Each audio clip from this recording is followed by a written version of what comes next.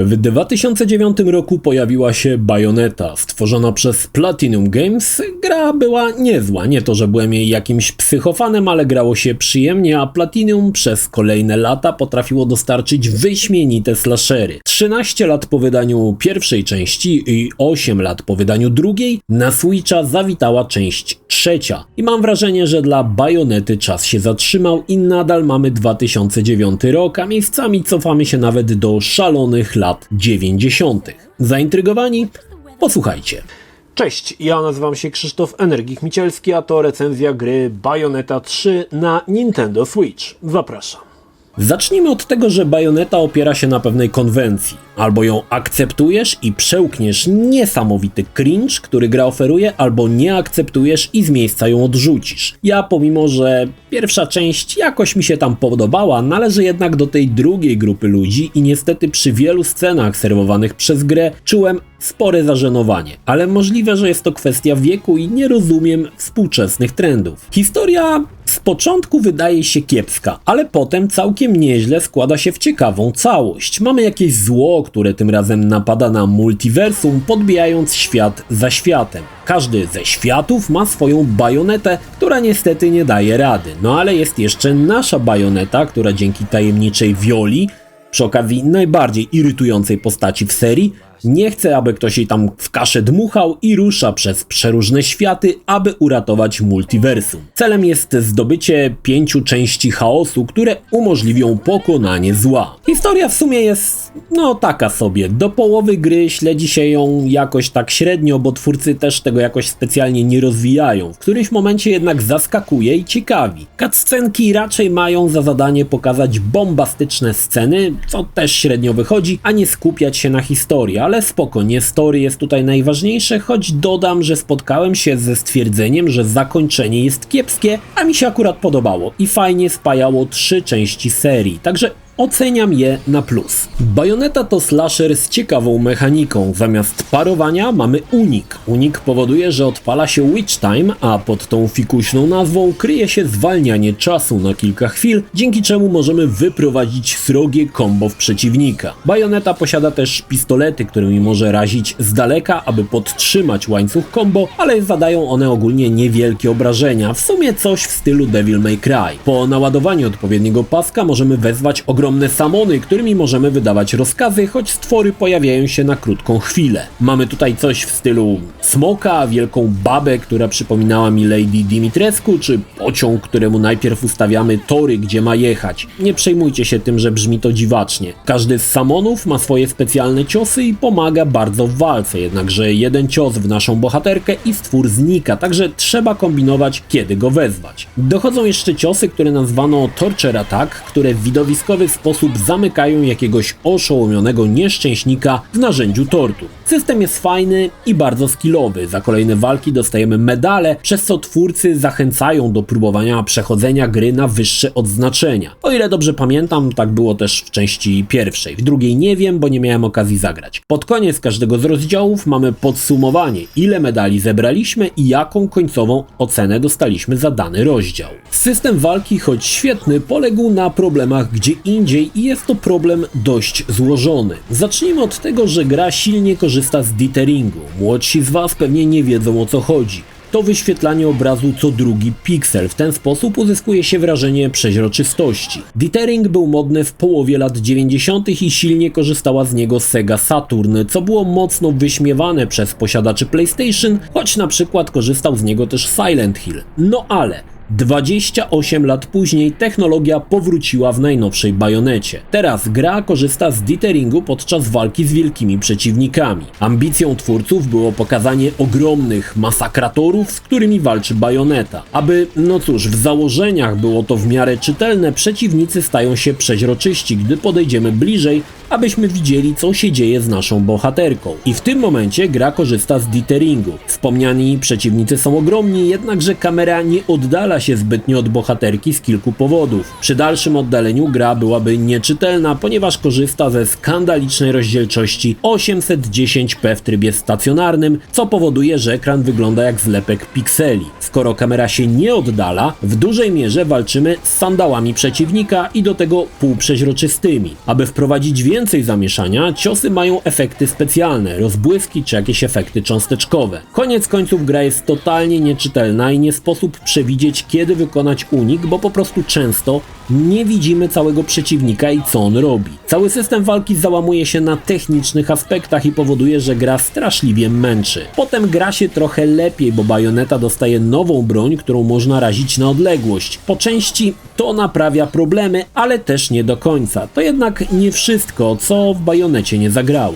Konstrukcja gry głównie polega na przemieszczaniu się po niewielkiej, otwartej mapce, gdzie są poukrywane jakieś znajdźki. Potem walka z bossem i przejście do kolejnej mapki i tak w kółko, choć tutaj wspominam o tym w dużym uproszczeniu, bo twórcy przygotowali, no cóż, w założeniach sceny, które miały nas wbić w fotel. Epickie powodzie, gdzie Bayonetta walczy na statku wycieczkowym płynącym przez zalane miasto, czy podróż przez walące się budynki. To wszystko miało dać wrażenie epickości, ale nie daje. Dlaczego? Po pierwsze, gra jest brzydka. Początkowo bym powiedział, że jest na poziomie PlayStation 3, ale teraz uważam, że jest to raczej PlayStation 2. Tekstury są w niskiej rozdzielczości, gra ma bardzo niestabilny framerate. Z prawie 60 ramek potrafi spaść do 40, gdy na ekranie dzieje się więcej, czyli pojawia się jeden wybuch. Bayonetta 3 miała celować w 60 ramek na sekundę, ale to w sumie prawie nigdy nie jest osiągane. A w cutscenkach, jak i w części gameplayu, mamy 30 klatek na sekundę, przez co oglądanie ich męczy. W dużej mierze i tak nie wiadomo, na co patrzymy, bo gra stara się być mega szybka, ale konsola jest wolna i mamy na ekranie bigos, który trudno ogarnąć. Bayonetta 3 co jakiś czas zmienia swoje mechaniki. Dostajemy na przykład grę w stylu Elevator Action, gdzie widok jest klasycznie z boku i był to fajny pomysł. Można się chować, łazić kanałami wentylacyjnymi, poruszać się windami. Sama idea była spoko i wykonanie też jest jak najbardziej w porządku. Co ciekawe, możemy potem odpalić jeszcze raz tą rozgrywkę w trybie stylizowanym na 16-bitowy. Kolejny świetny pomysł. Uczciwie przyznam, że zdarzają się inne bardzo dobre pomysły. Na przykład atakowanie bossa z jadącego pociągu po chińskim murze, czy walka pod postacią ogromnej cycatej baby, która strzela bańkami. Czasami gra zmienia się w strzelankę, gdzie lecimy w prawo, czasami w strzelankę widzianą od góry, a jeszcze kiedy indziej mamy pojedynek stworów wzorowany na starciach Godzilli. To fajne i świeże pomysły i bawiłem się w nich o wiele lepiej niż przy korowej rozgrywce. Moim faworytem jest tutaj gra rytmiczna, gdzie śpiewamy pewną diwą, masakrując przeciwników. Fajny pomysł i do tego rewelacyjna muzyka. Gra w dużej mierze opiera się na walkach z bossami. Ci starają się być jak najbardziej wymyślni, ale po jakimś czasie ich design stwierdzam, że jest taki sobie. Faktem jest, że każdy wymaga trochę innej taktyki. Poza bossami mamy ciągły recykling tych samych przeciwników, na przykład grubasów, którzy potrafią się rozpuścić i uwięzić Bajonetę w swoim bebzonie. Ogólnie design przeciwników, jak dla mnie, jest taki sobie. Każdy wygląda podobnie i trochę zabrakło tutaj jakiegoś ciekawszego pomysłu, choć zdarzają się chlubne wyjątki i jest na czym oko zawiesić. Przypomnę, że jaki by super boss nie był,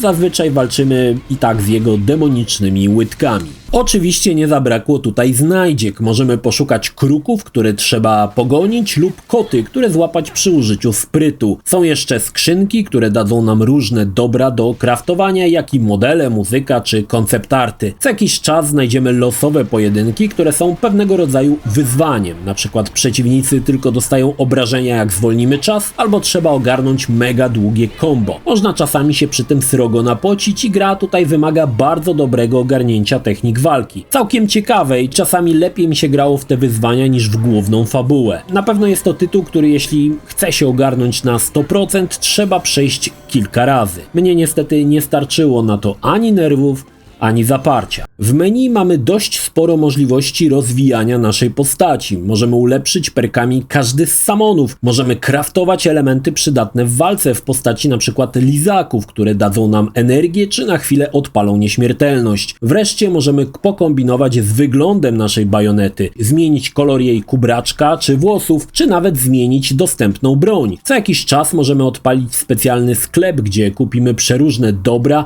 dopalające bohaterkę, jak i dające pewne elementy stylistyczne. Muszę przyznać, że system craftowania i zbieractwa jest niezwykle rozwinięty I na osoby, które lubią takie rzeczy, czeka kupa zabawy i dużo lizania ścian. Ale wspomniałem o cringe'u, okej, tutaj kwestia przyjęcia konwencji, niemniej niektóre sceny są mocno żenujące, jak ten taniec, czy sekwencja, gdy biegniemy wiolą, której pali się dupa. Rozumiem, że to pewnie miało być zabawne i pewnie dla wielu jest, ale mnie takie sceny odrzucały. Pewnym elementem rozpoznawalnym gry jest to, że kamerzysta z lubością będzie pokazywał nam napiętą dupę Bajonety w obcisłym wdzianku, a nie raz i nie dwa Bajoneta będzie naga, choć części niesforne będą sprytnie ukryte. No ale cóż, jako samiec przyznaję, że seksizm w grach mi nie przeszkadza i tutaj również nie miałem z tym problemu. Ciekawe, że można te elementy w menu wyłączyć, no ale niestety nie można wyłączyć scen z tych tańcem. Szkoda, że nie można tego odzobaczyć. Autentycznie czułem wstyd, jak Mariola wchodziła do pokoju i zerkała, co się dzieje na ekranie. I jakbym mógł, to bym przełączył telewizor na jakieś, nie wiem, M jak Miłość albo koncert Martyniuka. Jeśli chodzi o oprawę, no cóż, jest kiepska. Ale nie wspomniałem jeszcze o lokacjach, które wyglądają jak żywcem wyjęte z PlayStation 2. Owszem, Switch mocarny nie jest, ale można z niego czasami niezłe cuda wykrzesać, a tutaj, cóż, mam pewną teorię, że Bayonetta 3 była szykowana na mocniejszy system i nagle ktoś powziął decyzję, że puszczamy ją na Switcha, przez co całość wygląda jak wygląda. Choć przyznaję,